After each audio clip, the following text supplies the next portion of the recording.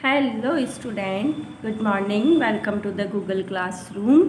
और क्लास है हमारी 8th एंड सब्जेक्ट है हमारा सोशल साइंस।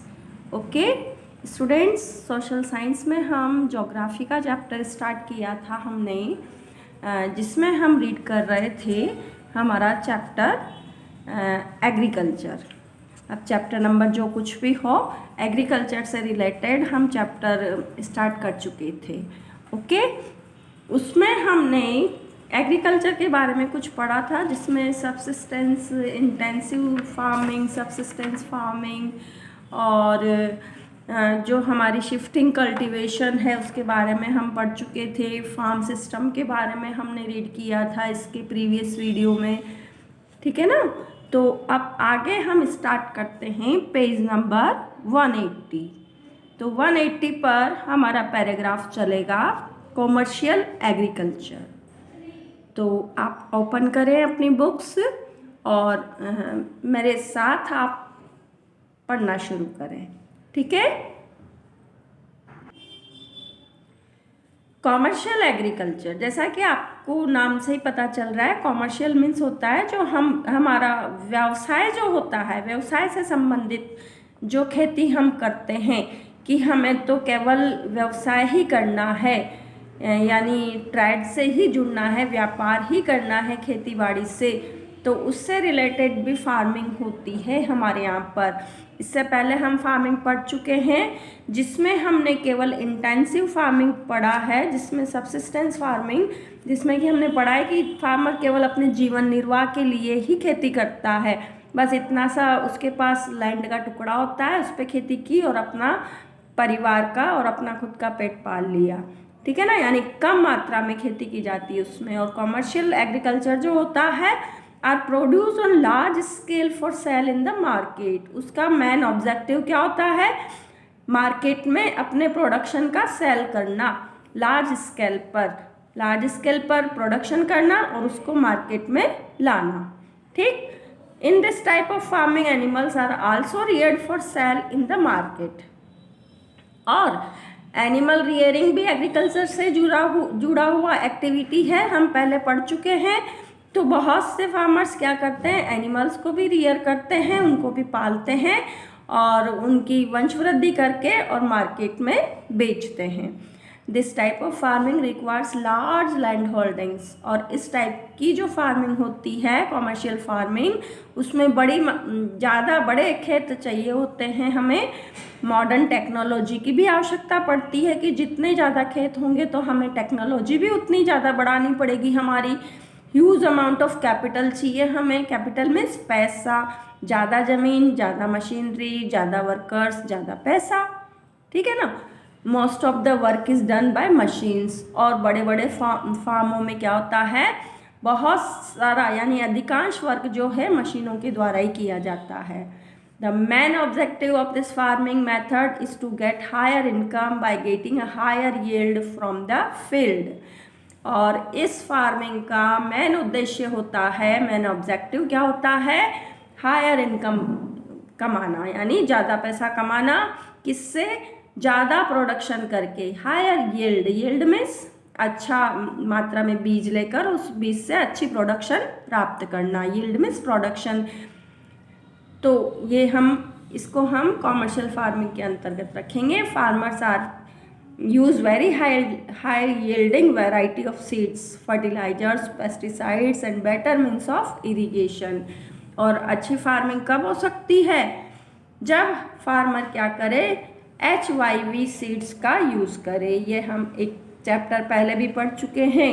HYV सीड्स का मीन्स होता है हाई यील्डिंग, यानी अच्छा प्रोडक्शन देने वाली, अच्छा उत्पादन देने वाले बीजों का चयन करे अपनी खेती में। अच्छी फर्टिलाइज़र डाले, पेस्टिसाइड्स का स्प्रे करें और जितने भी अच्छे तरीके हैं, आधुनिक तरीके हैं इरिगेशन के, उनका यूज़ करें। इन सभी को मिला करके फिर उसका प्रोडक्शन अच्छा होगा खेत में, और फिर मार्केट में जब वो सेल करने जाएगा तो उसको पैसा भी अच्छा मिलेगा, ठीक है ना।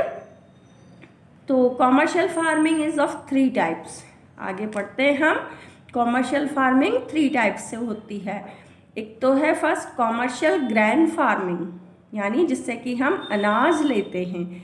इन this type of farming crops are grown and animals are reared mainly for sale in the market. Commercial grain farming, जैसे कि हमको नाम से ही पता चल रहा है कि इसमें एनिमल्स को भी पाला जाता है और क्रॉप्स भी पैदा की जाती है फील्ड्स में। तो इस फार्मिंग में हमारा जो मेन ऑब्जेक्टिव होता है फार्मर का, वो मार्केट में सेल करना होता है।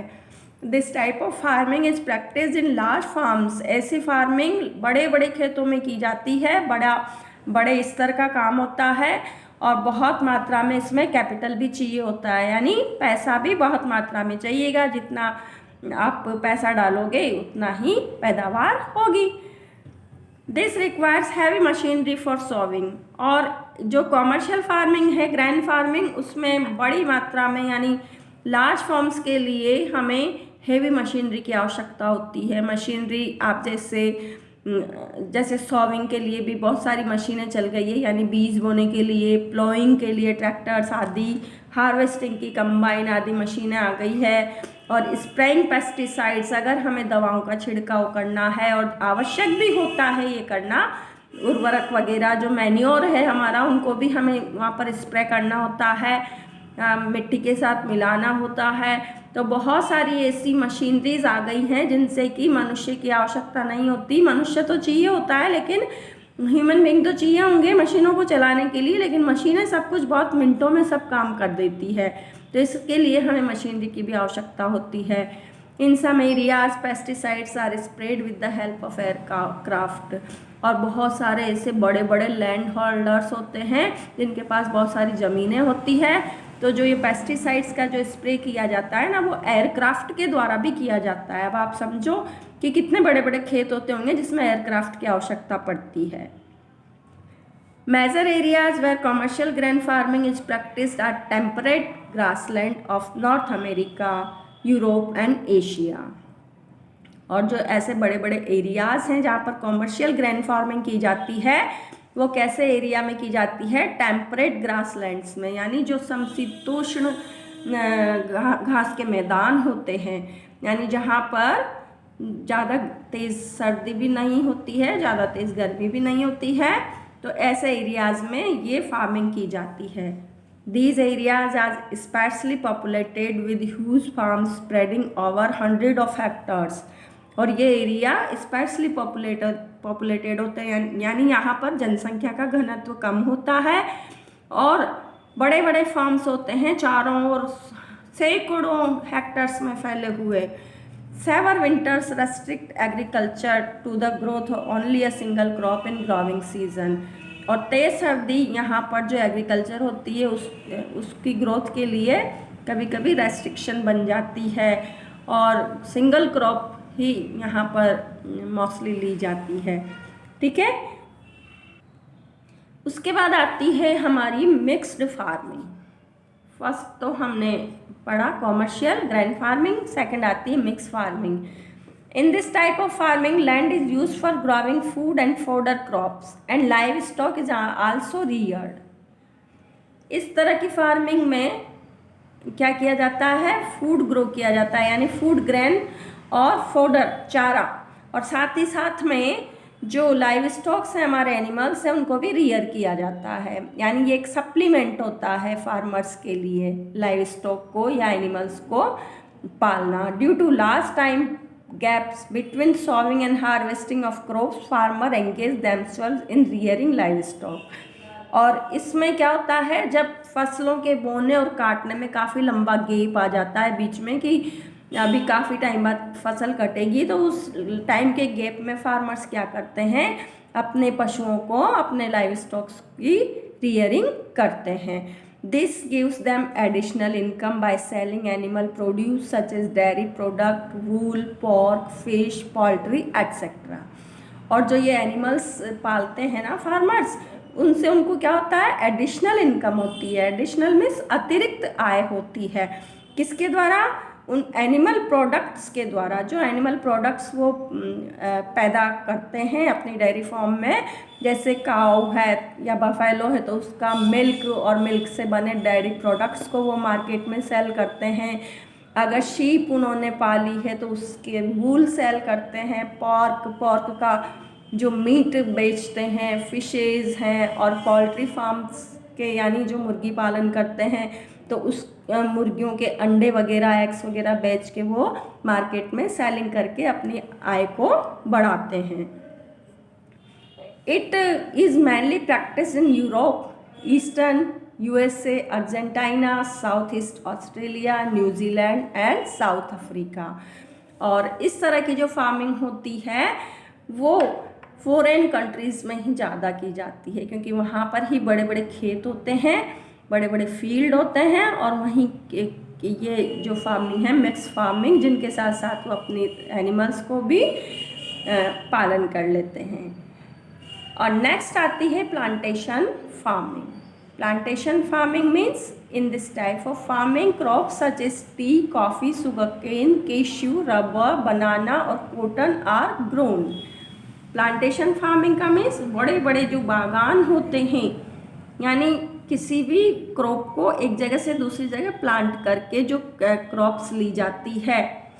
जैसे उसमें सबसे पहले तो आता है टी कॉफ़ी का नेम प्लांटेशन, बड़े बड़े बागान होते हैं इनके। सुगर केन, केशू जानते हो आप, काजू जिसको बोलते हैं हम, रबर, बनाना, कॉटन, ये सभी क्या है प्लांटेशन फार्मिंग में आते हैं।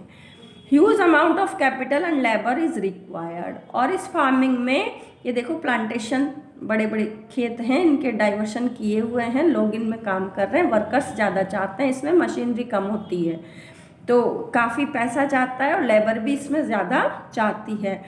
The produce is generally processed in the farm itself और इन नियर बाय फैक्ट्रीज। इनसे जो प्रोड्यूस मिलता है, हमें जो उत्पादन मिलता है, वो यहीं पर फार्मों में ही यानी खेतों पर ही प्रोसेस किया जाता है या फिर पास की फैक्ट्रियों में इसको प्रोसेशन के लिए भेजा जाता है। For practising this type of farming developed means of transport is available. और इस टाइप की फार्मिंग के लिए डेवलप्ड साधन आवश्यक हैं ट्रांसपोर्ट के, क्योंकि जैसे हमने जैसे शुगर केन बोया है तो शुगर केन जब होता है तो फिर शुगर केन को मिल्स तक पहुंचाया जाता है जहां पर उससे शुगर बनती है। टी है तो टी का भी प्रोसेसन किया जाता है, फिर उनको इंडस्ट्रीज़ में भेजा जाता है, ठीक है ना। तो इसके लिए ट्रांसपोर्टेशन भी आवश्यक होता है, पैसा ज़्यादा लगता है इसमें। Major plantation farm are found in tropical region of the world. और वर्ल्ड के जितने भी ट्रॉपिकल रीजन हैं वहाँ पर ये मेजर प्लांटेशन देखने को मिलता है। Rubber cultivation in Malaysia, rubber की खेती मलेशिया में, जो कि एक ट्रॉपिकल रीजन है, जो हमारे ट्रॉपिक के आसपास का जो एरिया है ना, इक्वेटर के आसपास का, वहाँ पर जो कंट्रीज़ हैं वहाँ पर। Coffee in Brazil, T in India, India की टी बहुत फेमस है, एंड श्रीलंका, श्रीलंका में भी चाय के बड़े बड़े प्लांटेशन फील्ड हैं। तो ये प्लांटेशन फार्मिंग जिसमें कि हम इस टाइप्स की जो हमारी क्रॉप्स हैं उनको लेते हैं। ओके, अब बच्चों ये तो हमने पढ़ा कॉमर्शियल फार्मिंग के 3 जो हमारे टाइप्स हैं उनके बारे में। और अब हम चलते हैं आगे मेजर क्रॉप्स। मेजर क्रॉप्स कौन कौन सी है हमारी, जिनको हम हमारी एग्रीकल्चर में लेते हैं। अब मेजर क्रॉप्स के बारे में आप सभी को मालूम होना चाहिए कि जैसा कि यहाँ पर एक मैप दिया हुआ है आपकी बुक में, इसको आप अच्छे से रीड करेंगे। ये वर्ड का मैप है और मेजर क्रॉप्स ये आपकी लिस्ट दी हुई है, इसमें कहाँ कहाँ पर कौन सी क्रॉप्स होती हैं। फिर भी इनको हम एक आइडेंटिफिकेशन इनका कर लेते हैं। सबसे पहले तो हम फूड क्रॉप्स पे आते हैं, जिनसे हमें क्या मिलता है, भोजन मिलता है। ग्रेन जिनको हम बोल सकते हैं वो है वीट, राइस, मेज, मिलेट्स एट्सेट्रा, ये फूड क्रॉप्स हैं। इसके बाद फाइबर क्रॉप्स जिनसे कपड़ा बनता है वो है जूट एंड कॉटन। उसके बाद आते हैं हम beverage crops. Beverage crops means जिनसे हम कोई अपना बेवरेज मीन्स ड्रिंक एडिबल, यानी ड्रिंक के योग्य, यानी जिसको हम पी सकें, पी जाने वाली जो क्रॉप्स होती हैं, जिनसे पेय पदार्थ बनते हैं, वो है टी, कॉफ़ी एट्सेट्रा। तो ये कुछ हमारी मेजर क्रॉप्स हैं जो आपके सिलेबस में दी हुई है। इनको ही हम रीड करेंगे और इनसे ही रिलेटेड आपके क्वेश्चंस एग्जामिनेशन में आएंगे। ठीक है बच्चों, तो सबसे पहले हम रीड करते हैं व्हीट के बारे में। The most common grain used for bread across the world is wheat। जैसा कि आप सभी जानते हो कि जिससे ब्रेड बनती है, रोटी बनती है, वो सबसे कॉमन ग्रेन है हमारे वर्ल्ड का। और रोटी बनती है गेहूं से, जिसको सभी यूज़ करते हैं। Moderate temperature and rainfall is required during the growing season and bright sunshine during harvesting। आप सभी को मालूम होना चाहिए, मॉडरेट टेम्परेचर यानी मध्यम टेम्परेचर, जिसमें न ज़्यादा सर्दी होती है न ज़्यादा गर्मी होती है, ऐसा टेम्परेचर चाहिए होता है व्हीट के लिए। और रेनफॉल इज़ रिक्वायर्ड, रेनफॉल भी कुछ मात्रा में रिक्वायरमेंट होती है ड्यूरिंग द ग्रोविंग सीजन, जब इसको बोया जाता है। एंड जब हार्वेस्टिंग होती है तो इसके लिए सनशाइन होना चाहिए। तो व्हीट के बारे में हम बात कर रहे थे कि हार्वेस्टिंग के समय पर अच्छी सनशाइन होना चाहिए। तो ये हमारी रबी की फसल है जो आप कटाई होने वाली है इसकी। अभी फरवरी मार्च में हमारा नया गेहूँ आ जाता है। उसके बाद the crops grows best in well drained loamy soil. और ये जो क्रॉप है वो अच्छी नम मिट्टी में, लॉमी सॉइल में बोई जाती है। और it is not very much dependent on water as compare to rice. इसके लिए इतना ज़्यादा पानी की आवश्यकता नहीं होती है, किसकी तुलना में, राइस की तुलना में। राइस में ज़्यादा पानी चाहिए होता है, यानी इरिगेशन के साधन कंप्लीट होने चाहिए राइस में। इसमें भी, व्हीट में भी जो है हमें इरिगेशन तो करना ही पड़ता है। अगर पर्याप्त रेनफॉल होती है तो ज़्यादा आवश्यकता नहीं होती है। Major wheat growing region of the world are Canada. जो ज़्यादा व्हीट ग्रोइंग कंट्री है वो है Canada, USA, Russia, Argentina, Ukraine, Australia and India. India में भी हमारे ग्रेट प्रोडक्शन होता है व्हीट का। In India it is grown as a winter crop in the state of Punjab, Haryana, western Uttar Pradesh. और इंडिया में जो व्हीट होता है हमारे यहाँ पर एक विंटर क्रॉप के रूप में जाना जाता है ये। और ये हमारे यहाँ के जो स्टेट हैं पंजाब, हरियाणा और उत्तर प्रदेश में ज़्यादा होता है। तो व्हीट के लिए हमें चिकनी बलुई मिट्टी की आवश्यकता होती है, लॉमी सॉइल। ठीक है, तो वहाँ पर ये पर्याप्त मात्रा में है, इसलिए व्हीट का यहाँ पर प्रोडक्शन ज़्यादा होता है। अब हम आते हैं हमारे नेक्स्ट पॉइंट पर, राइस। राइस के बारे में हम रीड करते हैं, जो भी हमारे यहाँ की मेजर क्रॉप में है। Another important food crop also known as paddy grown and consumed is rice. दूसरी जो फूड क्रॉप है हमारी, जिसको हम पैडी ग्रोन यानी धान भी कहते हैं, और इसको राइस के रूप में हम काम लेते हैं। धान जो कि फिर उससे भूसा निकाल के फिर वो हमारे पास राइस के रूप में आता है, फिर हम उसको कंज्यूम करते हैं। It is the staple diet of the people of the tropical and सब ट्रॉपिकल रीजन्स। और ये जो हमारे ट्रॉपिकल रीजन और सब ट्रॉपिकल रीजन हैं, उनकी सबसे स्टेपल डाइट है, यानी प्रमुख भोजन है ये हमारा। For rice cultivation the best soil where it can be grown are alluvial soil. Rice cultivation के लिए, चावल की बुआई के लिए, चावल की खेती के लिए हमें अच्छी एलुवियल सॉइल चाहिए, कछारी मिट्टी जिसको बोलते हैं, जो कि हमारे प्लेन एरियाज़ में ही पाई जाती है, जो नदर्न प्लेन्स हैं। Clayey soil which can retain water for a long period of time. ऐसी क्लेई सॉइल, मिट्टी वाली सॉइल जो कि लंबे समय तक रिटेन रख सके, बनाए रख सके पानी को अपने अंदर। The leading producer of rice in the world is China. और सबसे बड़ा प्रोड्यूसर कौन है राइस का? चाइना। वर्ल्ड में सबसे बड़ा प्रोड्यूसर चाइना है। फिर उसको फॉलो करता हुआ India, Japan, Sri Lanka and Egypt, ये सभी राइस प्रोड्यूसर कंट्री हैं। In west Bengal and Bangladesh which have favourable climatic condition, हमारे इंडिया में वेस्ट बंगाल और बांग्लादेश जो कि हमारा पड़ोसी देश है, वहाँ का क्लाइमेटिक कंडीशन जो है वो इसके लिए बड़ा फेवरेबल है। 2 or 3 crops can be grown in a year, और 2 या 3 फसल एक साल में लेते हैं लोग। In India the other major rice producing region are the eastern coastal strip in Bengal, Odisha etcetera. और इंडिया में इसके अलावा हमारा जो ईस्टर्न कोस्टल स्ट्रिप है, यानी जो हमारा ईस्टर्न बांग्लादेश साइड वाला जो इलाका है, कोस्टल स्ट्रिप यानी जो समुद्री किनारा है उसकी जो पट्टी है, ओडिशा साइड पर, बंगाल साइड पर, वो यहाँ पर राइस की प्रोडक्शन अधिक होती है। Tamil Nadu, Andhra Pradesh, Kerala and central Indian region of Chhattisgarh. तो ये हमारे इंडिया के मोस्ट जो कॉमन स्टेट्स हैं जहाँ पर राइस का प्रोडक्शन हम लोग लेते हैं।